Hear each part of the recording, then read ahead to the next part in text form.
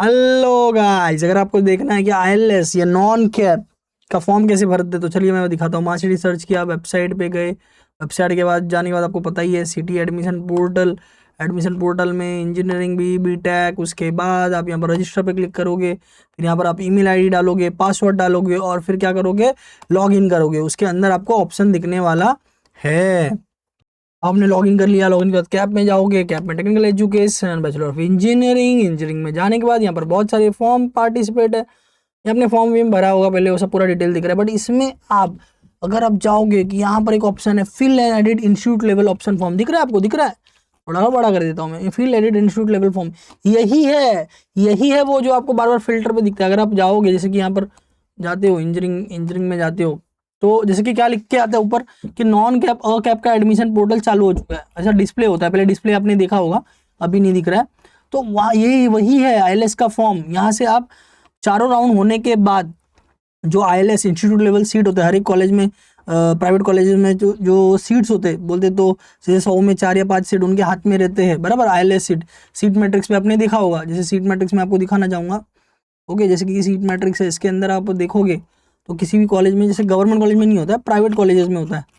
कोई भी private college जा लेते हो, बराबर, देखो बराबर, इसमें देखो जैसे ये कौन सा कॉलेज है, ये अपना प्रोफेसर राम मेघे है। तो राम मेघे में देखो ये जो ब्रांच है मैकेनिकल, इसमें 6 सीट इंस्टीट्यूट लेवल है, इंस्टीट्यूट लेवल सीट, इसी को बोलते हैं आईएलएस। ओके, तो उसी का फॉर्म चालू हो चुका है। कैसे भरना है आपको पता नहीं, मैं बता रहा हूँ। देखो यहाँ पर इस पर क्लिक करना है, क्लिक करने के बाद लॉगिन करना होता है बेसिकली। लॉगिन करने के बाद आप जो है बेसिकली पूरा प्रोसेस कर सकते हो। तो लॉगिन करने के आगे मैं बताता हूँ। ओके, यहाँ पर आपने अप्लाई किया, यहाँ पर अप्लाई करने के बाद फिर इंस्टीट्यूट लेवल पे गए। ओके, फिर देखो ये ऑप्शन आ रहा है। तो फिर आपको पहले डिसाइड करना है कि कौन कौन से कॉलेज में आईएलएस में मुझे भरना है। अभी देखो आईएलएस में आप अप्लाई कर रहे हो तो फिर इसमें भी वही कट ऑफ वाला सिस्टम ही है, बराबर, कहीं ना कहीं।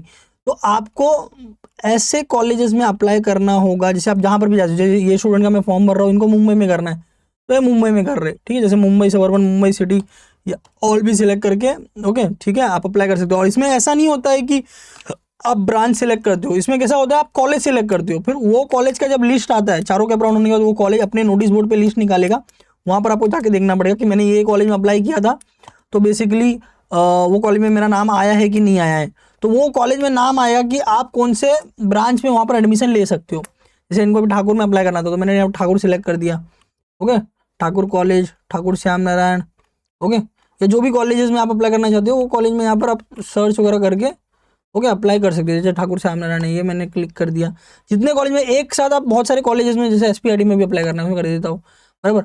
अब वीजेडीआई में यहाँ पर लिखा हुआ है, बट वीजेडीआई में आईएलएस सीट होता नहीं है। ओके, ये आई थिंक टेक्निकल ग्लिच है सिटी सेल का, ओके, कि वो कॉलेज का नाम भी इसमें दिख रहा है। आप जो भी कॉलेज में यहाँ पर अप्लाई करना चाहते हो, यहाँ पर अप्लाई करके क्लिक करके आप कर सकते हो। ओके, समझ में आ रहा है आपको? तो ये एकदम सिंपल प्रोसेस, जैसे मैं आपको बता ही रहा हूँ। ये स्टेप 1 में जो जो कॉलेज आप डालना चाहते हो मैंने डाल दिया। ओके, यहाँ पर ऐड सिलेक्टेड ऑप्शन सिलेक्ट कर लेंगे, सिलेक्टेड हो गया, ठीक है। यहाँ पर सिंपल लिखा हुआ है this is not the cap round option form, ये आईएलएस फॉर्म है, ठीक है। और इसका कॉलेज वाले डिसाइड करते हैं, लिस्ट कॉलेज वाले लगाते हैं उनके वेबसाइट में। और कब लगाते हैं?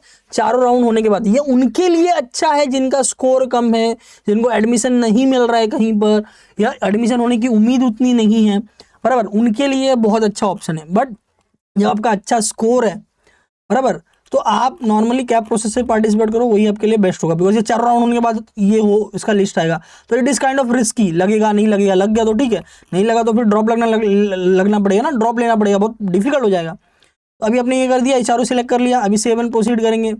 7 प्रोसीड किया, ठीक है। अब इसमें देखो 2 चीज़ें होती है, देखो यहाँ पर अभी देखो, हाँ मतलब कैसे वेबसाइट आप क्लिक कर सकते हो, फिर यहाँ पर आप कर सकते हो। मतलब इनमें इन्होंने क्या किया हुआ है, अब मैं समझ गया इन्होंने क्या हुआ है। बेसिकली इन्होंने एक मिनट ना, इन्होंने बेसिकली क्या किया हुआ है कि आईएलएस और नॉन कैप दोनों का एक साथ डाल दिया है। Okay okay, I got it. तो बेसिकली आईएलएस और नॉन कैप एक साथ डाल दिया, इसलिए मैं वीजेडीआई भी सिलेक्ट कर देता हूँ। मैं आपको एक्सप्लेन करता हूँ आईएलएस और जो है बेसिकली नॉन कैप क्या होता है।